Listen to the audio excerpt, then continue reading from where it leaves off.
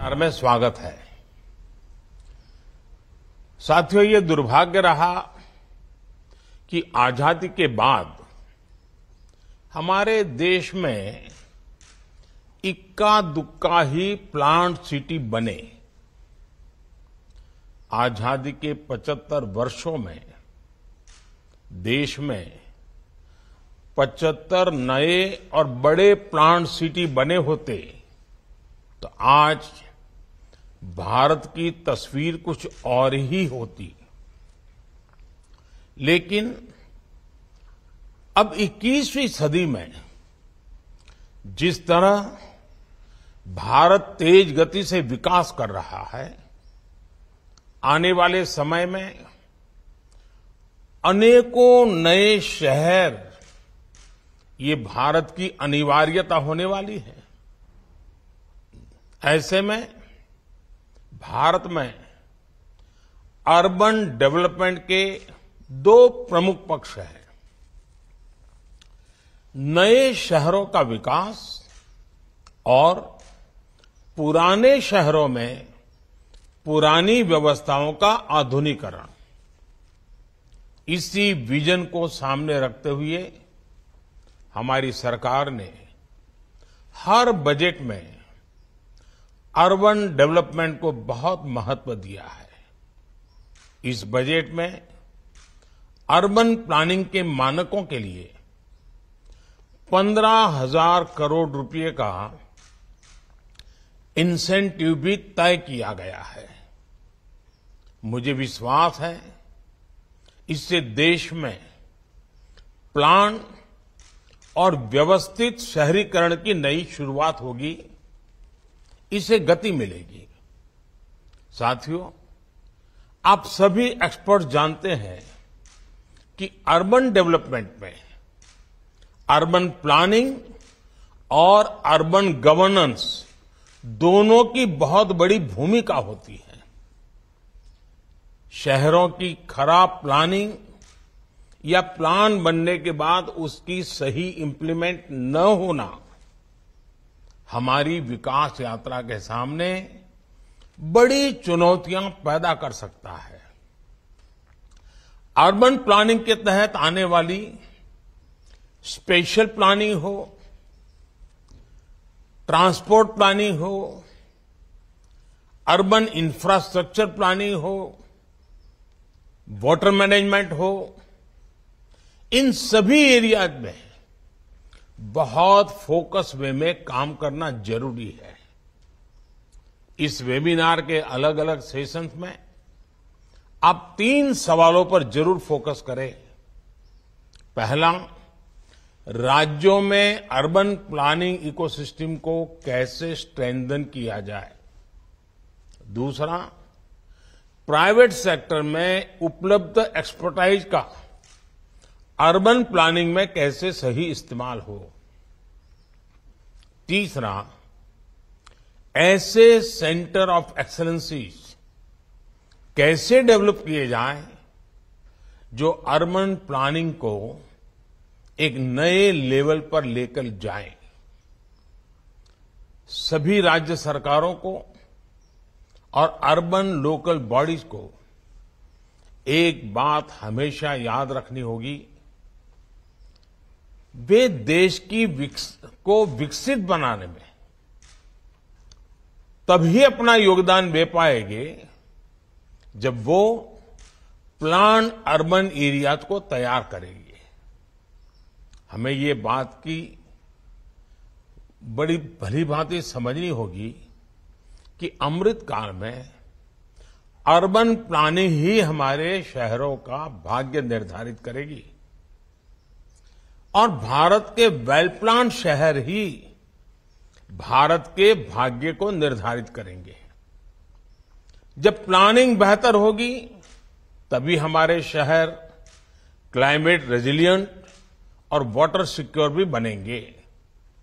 साथियों, इस वेबिनार में अर्बन प्लानिंग और अर्बन गवर्नेंस के जो एक्सपर्ट्स हैं, उनसे मेरा एक विशेष आग्रह है। आपको ज्यादा से ज्यादा इनोवेटिव आइडियाज के बारे में सोचना चाहिए। जीआईएस बेस्ड मास्टर प्लानिंग हो, अलग अलग तरह के प्लानिंग टूल्स का विकास हो, एफिशिएंट ह्यूमन रिसोर्सेज हो, कैपेसिटी बिल्डिंग हो, हर एरिया में आपकी बड़ी भूमिका हो सकती है। आज अर्बन लोकल बॉडीज को आपके एक्सपर्टाइज की बहुत जरूरत है और यही जरूरत आपके लिए अनेक अवसर पैदा करने वाली है। साथियों, शहरों के विकास का एक इम्पोर्टेंट पिलर होता है ट्रांसपोर्ट प्लानिंग। हमारे शहरों की मोबिलिटी अनइंटरप्टेड होनी चाहिए। 2014 से पहले देश में मेट्रो कनेक्टिविटी की क्या स्थिति थी, आप अच्छी तरह जानते हैं। हमारी सरकार ने कई शहरों में मेट्रो रेल पर काम किया है। आज हम मेट्रो नेटवर्क के मामले में कई देशों से आगे निकल चुके हैं। अब जरूरत है इस नेटवर्क को मजबूत करने की और फास्ट और लास्ट माइल कनेक्टिविटी उपलब्ध कराने की, और इसके लिए जरूरी है एफिशिएंट ट्रांसपोर्ट प्लानिंग की। शहरों में सड़कों का चौड़ीकरण हो, ग्रीन मोबिलिटी हो, एलिवेटेड रोड्स हो, जंक्शन इंप्रूवमेंट हो, इन सभी कंपोनेंट्स को ट्रांसपोर्ट प्लानिंग का हिस्सा बनाना ही होगा। साथियों, आज भारत सर्कुलर इकोनॉमी को अर्बन डेवलपमेंट का बड़ा आधार बना रहा है। हमारे देश में हर दिन हजारों टन म्युनिसिपल वेस्ट पैदा होता है। इसमें battery waste, electrical waste, automobile waste और टायर्स जैसी चीजों से लेकर कंपोस्ट बनाने तक की चीजें होती हैं।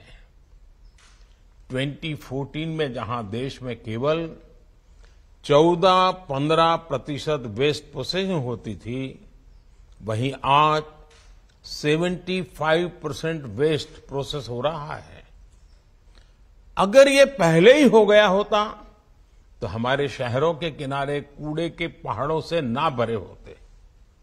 आज वेस्ट की प्रोसेसिंग करके इन कूड़े के पहाड़ों से भी शहरों को मुक्त करने का काम किया जा रहा है। इसमें कई इंडस्ट्रीज के लिए रिसाइकलिंग और सर्कुलरिटी के ढेर सारे अवसर हैं। इस क्षेत्र में कई स्टार्टअप्स काफी अच्छा काम भी कर रहे हैं। हमें इन्हें सपोर्ट करने की जरूरत है। इंडस्ट्री को वेस्ट मैनेजमेंट के पूरे पोटेंशियल को इस्तेमाल करना चाहिए।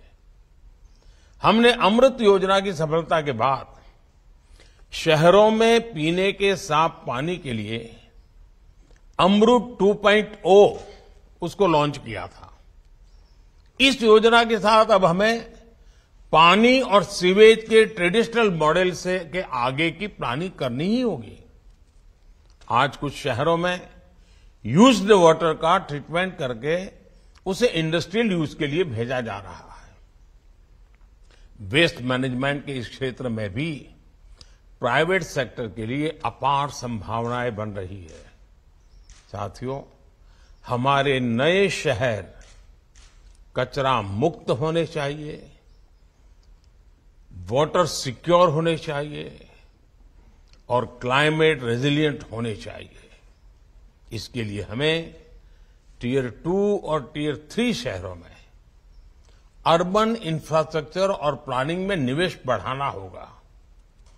आर्किटेक्चर हो, जीरो डिस्चार्ज मॉडल हो, एनर्जी की नेट पॉजिटिविटी हो, जमीन के इस्तेमाल में एफिशिएंसी हो, ट्रांजिट कॉरिडोर्स हो या पब्लिक सेवाओं में एआई का इस्तेमाल हो, आज समय है कि हम हमारी फ्यूचर सिटीज के लिए नई परिभाषा तय करें, नए पैरामीटर सेट करें।